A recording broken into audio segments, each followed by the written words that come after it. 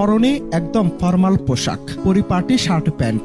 হয়তো অফিস থেকেই ফিরছিলেন তিনি, কিন্তু আজ পথের মাঝেই শরীর বিদ্রোহ করেছে। যে মানুষটিকে দেখে হয়তো কেউ অবজ্ঞার চোখে তাকাবেন, কেউ ভাববেন অলস। আসলে তিনি একজন পরিশ্রান্ত যোদ্ধা। রাস্তার এই কঠোর আর ধুলাবালি মাখা জায়গাটি আজ তার কাছে পৃথিবীর সবচেয়ে আরামদায়ক বিছানা হয়ে উঠেছে। এটি কেবল বিলাসিতা নয়, বরং হাড় ভাঙা খাটুনি আর মানসিক চাপের কাছে শরীরের এক চূড়ান্ত আত্মসমর্পণ। যখন মন আর শরীর একসাথে বলে ওঠে আর পারছি না, তখনই একজন মানুষ এভাবে লুটিয়ে পড়ে। সে যাই হোক, শত আবদারের মাঝেও কখনো কি জানতে চেয়েছেন আপনার স্বামী কিংবা সন্তানটি কেমন আছে?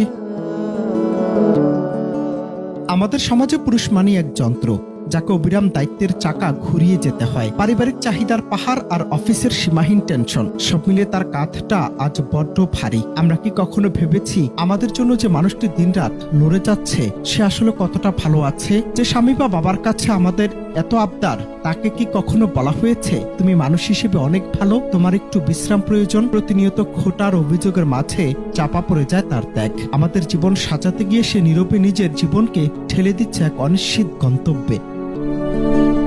পরের বার যখন রাস্তার ধারে এমন কাউকে শুয়ে থাকতে দেখবেন, এক মুহূর্তের জন্য বিচার করা থামিয়ে দিন। ভাবুন, এই মানুষটি আমাদের সমাজের এক প্রতিচ্ছবি। তিনি হতে পারতেন আপনার ভাই, আপনার বাবা কিংবা আপনার জীবন সঙ্গী।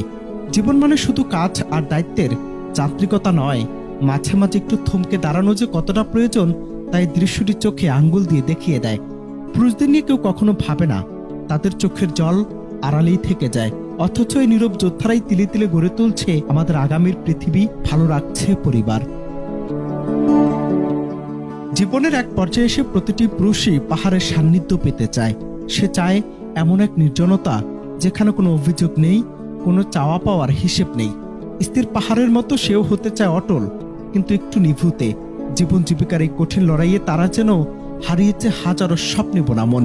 দিন শেষে সমাজে পুরুষদের কষ্ট নিয়ে কেউ প্রশ্ন করে না, যার কারণে জন্ম নেয় নীরবতা, একাকিত্ব আর গভীর ক্লান্তি।